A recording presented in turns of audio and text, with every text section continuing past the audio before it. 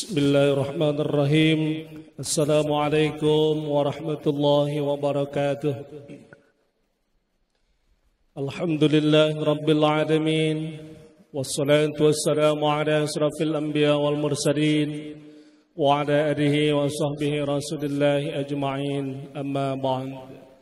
Yang saya hormati Bapak Ibu jamaah salat zuhur yang insyaallah dirahmati Allah Subhanahu wa taala. Pertama sekali mari kita manjatkan puji syukur kepada Allah dengan ucapan Alhamdulillahi Rabbil Alamin dan berselawat kepada baginda Rasulullah sallallahu alaihi wasallam dengan ucapan Allahumma salli ala sayyidina Muhammad wa ala ali sayyidina Muhammad.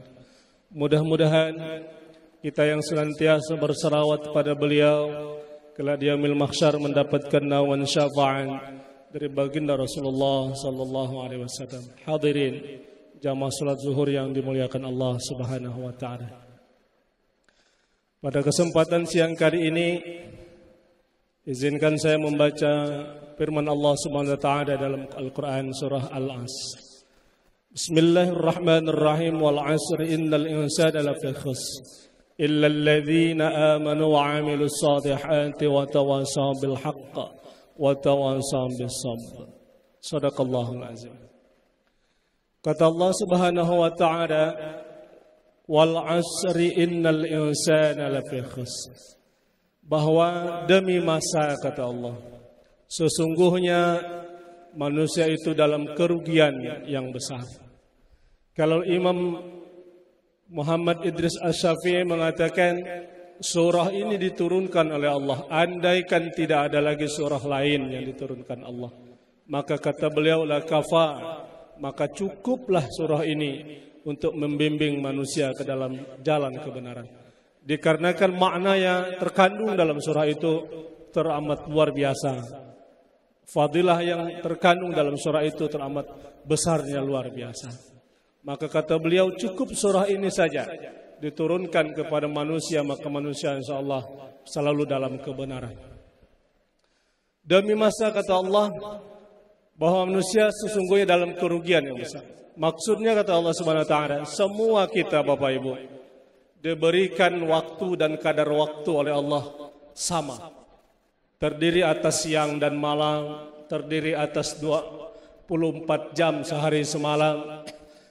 Dari umur 1 tahun sampai saat ini umur kita, berbeda-beda kita cara mengatur waktu itu dengan baik. Ada yang di umur saat ini, saat seumur kita saat ini, ada yang sudah bisa menghafal Al-Quran, ada yang sudah paham ilmu tafsir, dan macam-macam orang yang diberikan oleh Allah karunia dengan umur saat ini menguasai ilmu agama. Ada yang menguasai perekonomian dan lain sebagainya. Tapi hari ini kita bisa bertanya langsung pada diri kita. Kesempatan yang Allah berikan kepada kita dengan jumlah dan kadar waktu yang sama, apa yang kita mampu dan kita bisa hari ini?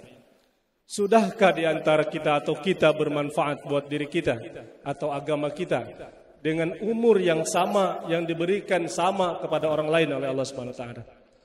Banyak orang-orang soleh terdahulu yang Allah berikan karunia dengan berbagai macam keahlian ilmu agama. Waktunya sama dengan kita. Umurnya mungkin sama lamanya dengan kita.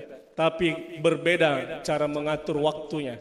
Bisa bermanfaat atau tidak bermanfaatnya. Kita mengatur waktu masing-masing kita berbeda. Wal 'asri innal insana lafi khusr illa alladhina amanu. Kata Allah Subhanahu wa taala, yang tidak merugi itu adalah orang beriman. Artinya orang yang senantiasa menjaga, memupuk diri keimanannya, menjaga kebenaran daripada syariat agama, menjalankannya daripada syariat agama, dan mereka lah orang beruntung sisi Allah. Wa 'amilus shalihat, dan beramal soleh. Artinya kita tahu bahwa salat ini adalah satu ibadah yang teramat penting di sisi Allah, tapi kita tidak mengerjakannya, maka kita lah orang yang merugi. Hari ini kita tahu betapa besar fadilah pahala berkurban, tapi kita tidak berkurban padahal kita mampu berkurban, maka kitalah yang rugi di sisi Allah Subhanahu wa taala. Hari ini kita tahu bahwa manfaatnya bersedekah, silaturahim dan lain sebagainya. Tapi hari ini kita abai dan acuh dengan itu. Maka kitalah orang yang merugi di sisi Allah Subhanahu wa taala. Wa tawasaw bil haqq, mendakwahkan kebenaran. Mendakwahkan kebenaran, bahwa kita bisa mengatakan bahwa yang hak itu hak, yang batil itu batil, yang haram itu haram, yang baik itu baik, yang salah itu salah. Kita amalkan bahwa itu menjadi prinsip hidup kita. InsyaAllah kita termasuk orang yang beruntung, insyaAllah. Wa tawasaw bis sabr, hendaklah kita sabar dan menyabarkan orang lain. Artinya dalam hidup ini kita tidak terlepas dari ujian, Bapak Ibu. Ujian kita diberikan oleh Allah masing-masing berbeda. Ada yang ujiannya menurut kita besar, berat, menurut orang lain belum tentu. Maka kadar ujian ini yang Allah berikan bukan berarti Allah benci dengan kita, tapi Allah ingin menguji berapa besar sabar kita kepada Allah Subhanahu wa taala. Ada sahabat Nabi Imran bin Husain diberikan ujian oleh Allah berupa sakit. Seumur hidupnya sakit, tapi istiqomah kepada Allah dengan ibadahnya. Istiqomahnya ini mengundang cinta malaikat. Suatu hari beliau bertemu Rasulullah. Kata beliau, doakan saya, sakit saya sehat ya Rasulullah. Didoakan oleh Rasulullah dan sehat.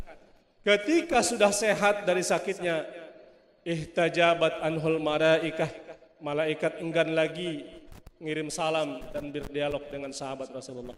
Maka sahabat Rasulullah bertanya, ya Rasulullah, fasakalin Nabi SAW bertanya kepada Rasulullah, kenapa malaikat tidak lagi berkunjung mengirim salam kepada Rasulullah? Kata Rasulullah, ihtajabahum anka bisababi syifaika.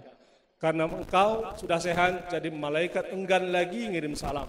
Maka seketika itu Imran bin Husain berkata, ya Rasulullah, doakan aku sakit lagi agar aku dekat dengan para malaikat Allah, dicintai oleh malaikat. Begitu sabarnya, besarnya sabar beliau kepada ujian yang Allah berikan. Hari ini mungkin kita diuji oleh Allah dengan kekurangan harta, mungkin diuji oleh kehilangan orang yang kita cintai, mungkin diuji oleh Allah Subhanahu wa taala dengan kesehatan. Bukan berarti Allah membenci, tapi Allah ingin menguji berapa sabar kita kepada Allah Subhanahu wa taala. Hadirin jamaah salat zuhur yang dirahmati Allah taala, demikian tausiah singkat, kultum singkat siang hari ini. Mudah-mudahan ada manfaat buat kita semua. Wallahul muwaffiq ila aqwamit thariq. Assalamualaikum warahmatullahi